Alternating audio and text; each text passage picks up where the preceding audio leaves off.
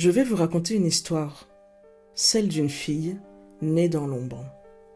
Pas à cause de ses choix, mais à cause du sang qui coule dans ses veines. Elle s'appelait Camille, 16 ans, silencieuse, brillante, une ado comme les autres, jusqu'à ce jour-là. Un jeudi matin, salle 203.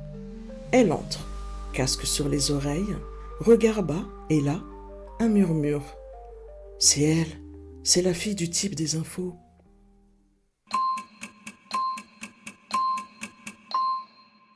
Là où les traumas prennent la parole, ce que tu vas entendre pourrait bien réveiller quelque chose en toi.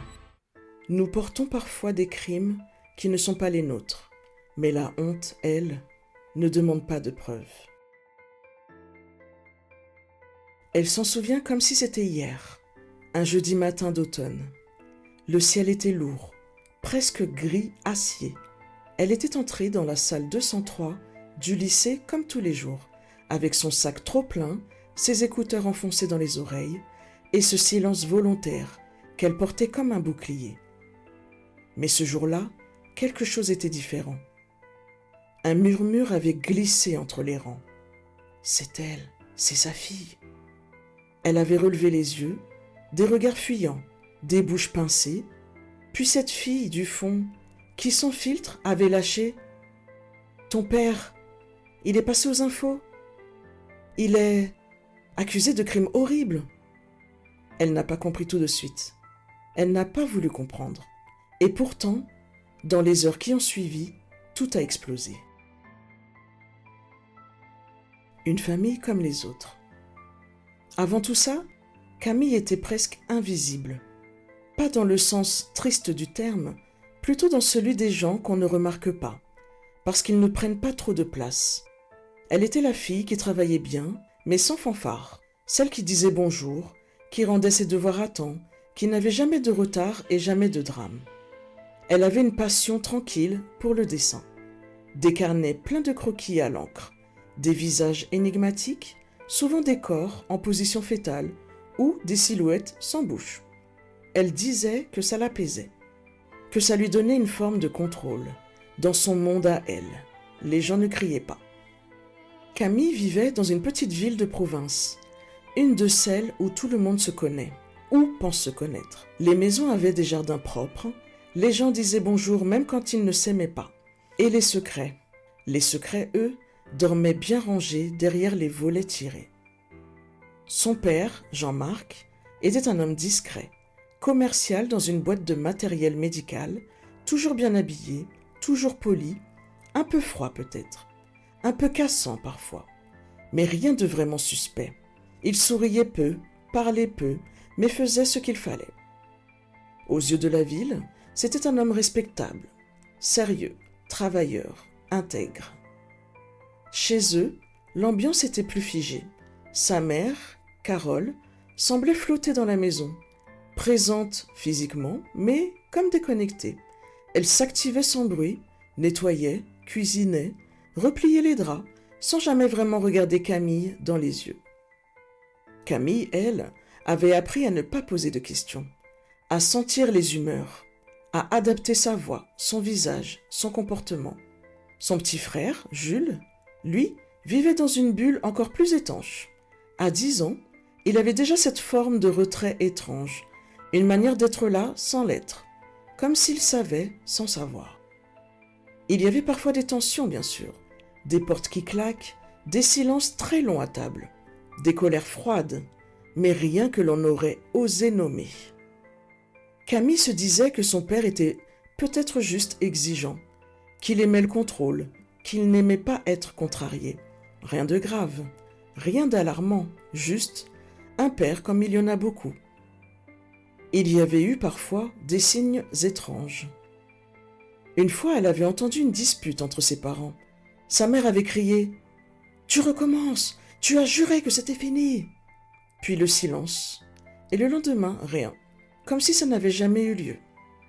Camille n'avait jamais osé. Parce qu'on ne pose pas ce genre de questions dans certaines familles, parce qu'on a peur d'entendre la réponse, et parce que parfois on préfère croire au mensonge, il est plus doux, plus supportable. Avant ce jeudi-là, Camille pensait avoir une famille imparfaite mais normale. Elle ne savait pas encore que tout ce qu'elle appelait normal était déjà de l'ordre du camouflage. Elle n'était pas seulement la fille d'un homme froid ou distant, elle était la fille d'un prédateur. Et elle allait bientôt le découvrir. L'arrestation médiatisée. Tout commence par un bruit de fond, une rumeur, un article, puis un autre, une brèche dans la façade, d'abord minuscule, puis béante.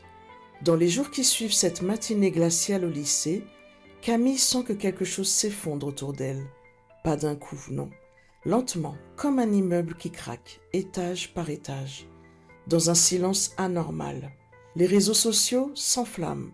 Elle voit passer son nom, leur nom, dans des hashtags sordides. Elle lit des choses qu'elle ne comprend pas, ou qu'elle refuse de comprendre. Un homme arrêté pour une série de crimes et agressions. 3 jeunes femmes ont témoigné. L'une d'elles était mineure au moment des faits. Le suspect est un père de famille sans antécédents connus. La photo est floue, mais elle sait. Elle reconnaît la chemise, le front, la démarche. C'est lui, Jean-Marc, son père. Camille rentre chez elle. Elle pousse la porte, tremble encore. Sa mère est assise dans le salon, les yeux rouges, le dos voûté. Elle tient un verre vide dans une main, un vieux pull dans l'autre. Pas un mot. La télé est allumée, volume très bas. Une journaliste parle d'agressions en série sur plusieurs années, de témoignages glaçants, de stratégies de manipulation affective. Et là, comme un coup près, le nom de la famille. Épelé, répété, analysé, jeté en pâture à l'opinion publique. Le téléphone de Camille vibre encore et encore. Messages d'amis, de camarades, de gens qu'elle ne connaît même pas. Certains compatissent, d'autres accusent. La frontière est floue déjà. Et puis les journalistes débarquent. Devant la maison, caméra au point, ils posent des questions, certaines grotesques. « Vous saviez ? Vous l'avez vu ? Vous l'avez vu faire ? Vous étiez sa complice ?» Camille les regarde, hébétée. Elle n'a pas de mots, elle n'a que des trous. Des souvenirs qui ne collent plus, des moments de tendresse qui se fissurent, des gestes qu'elle réinterprète à la lumière de ce qu'elle sait maintenant. À l'école, l'administration lui propose de prendre un peu de recul. Elle comprend. On veut qu'elle parte. Ses amies deviennent froides ou surprotectrices. Les deux sont insupportables. Certains élèves lui jettent des regards étranges, d'autres la fuient carrément. On commence à l'appeler la fille du monstre.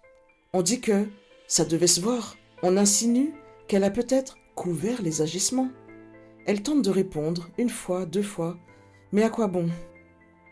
Face à l'onde de choc, sa voix est une goutte dans un ouragan. Chez elle, c'est le silence.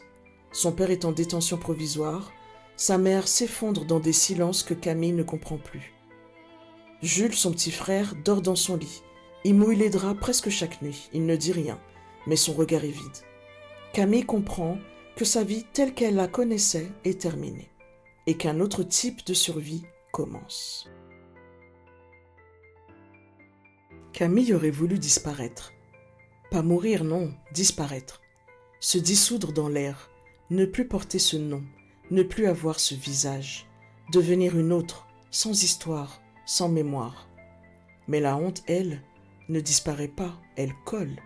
Elle infiltre les pores, les silences, les gestes les plus banals.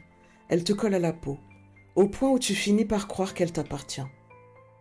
Camille entre dans une période étrange, suspendue, où elle vit sans vivre. Les jours se succèdent, mécaniques.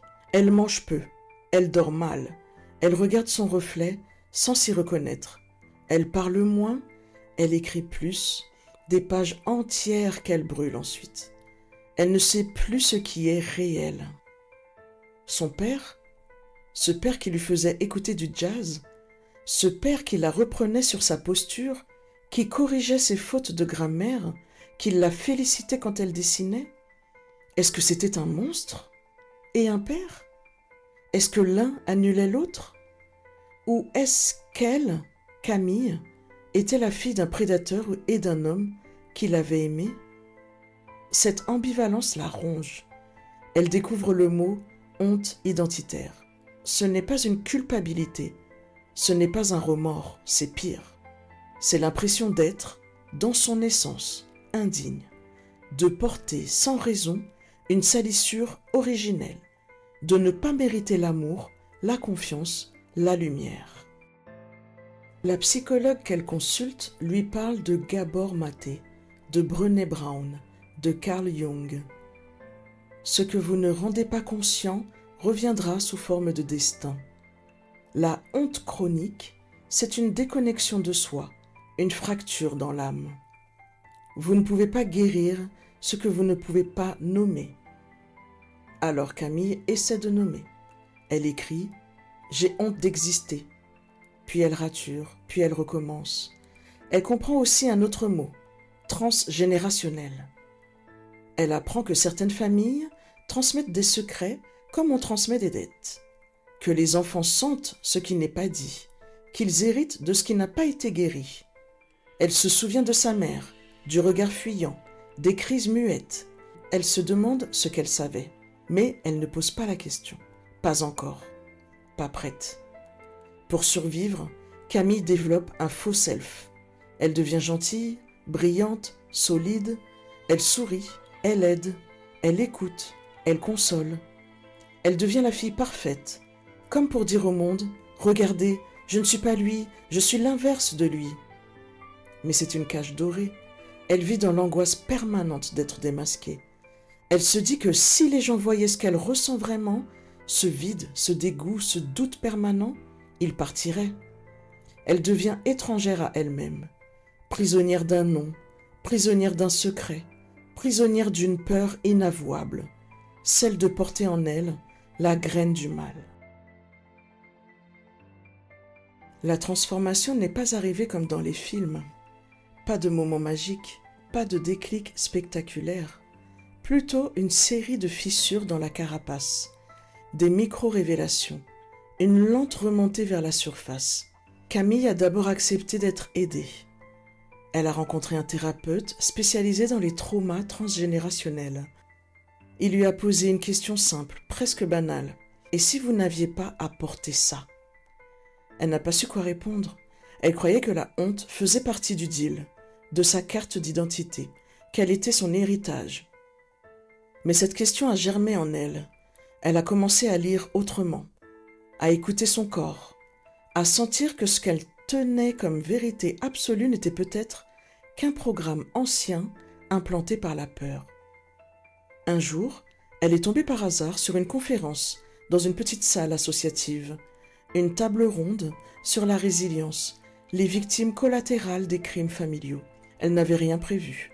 Elle y est allée seule, s'est installée au fond, silencieuse. Et puis une femme est montée sur scène. Elle avait une quarantaine d'années, une voix posée. Elle racontait son enfance, ses blessures, et puis elle a lâché une phrase. « Mon bourreau a détruit une partie de ma vie, mais ce que j'ai reconstruit ensuite ne lui appartient pas. » Camille a senti quelque chose se briser en elle. Un barrage, une digue. Elle a pleuré en silence, longtemps. Après la conférence, cette femme s'est approchée d'elle. Elle l'a regardée et, sans savoir qui elle était, lui a murmuré « On peut renaître, même de l'ombre. » Ce soir-là, Camille n'a pas dormi. Elle a repris ses carnets, ses vieux dessins, ses mots griffonnés, souvent raturés, et elle a écrit. Pas un journal intime, pas une plainte, un début, un témoignage, le sien. Le titre est venu tout seul. Je ne suis pas son crime. Elle a osé parler. À sa mère d'abord. Leur conversation fut lente, douloureuse mais libératrice. Camille a compris que sa mère aussi avait vécu sous emprise, que le silence était sa manière de survivre, et qu'elle-même, Camille, était peut-être la première à avoir eu la force de briser ce cycle. Puis elle a parlé à d'autres, des groupes de parole, des forums, un podcast. Chaque fois qu'elle disait « Je suis la fille d'un homme condamné pour des crimes atroces, et j'ai cru pendant des années que ça faisait de moi un danger », les gens se taisaient, puis pleuraient, puis disaient merci. Parce que ce qu'elle racontait, ce n'était pas seulement son histoire, c'était celle de tous ceux qui naissent avec un héritage empoisonné et qui choisissent un jour d'en faire du terreau. J'ai cru devoir disparaître pour avoir le droit d'exister, mais aujourd'hui, j'ai compris ce que je suis. Ce que je suis est plus fort que ce que j'hérite. Une vérité universelle.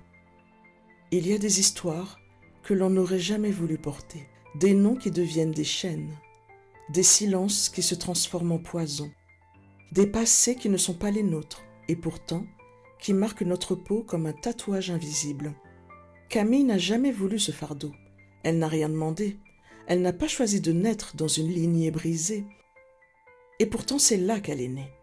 Mais aujourd'hui elle sait, ce que l'on ne choisit pas, on peut le transmuter. Elle n'est plus seulement la fille de, elle est une femme debout, une voix, une mémoire vivante. Elle est la preuve que l'on peut naître dans l'ombre et choisir la lumière. Ce que nous enseigne son histoire, c'est que la honte peut se transmettre, oui, mais elle peut aussi s'arrêter. À la première personne qui ose la regarder en face, à celle qui dit « je n'ai rien fait et pourtant j'ai souffert », à celle qui transforme le silence en parole, le poison en remède. Nous ne sommes pas responsables des crimes de nos parents, mais nous avons la responsabilité de ne pas en faire une excuse, ni un destin.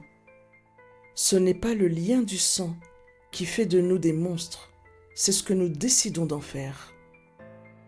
Je te remercie pour ton écoute et espère que cette histoire t'a éclairé sur tes doutes, tes craintes et à prendre conscience de tes forces et de ce qu'il te faut améliorer sur tes faiblesses.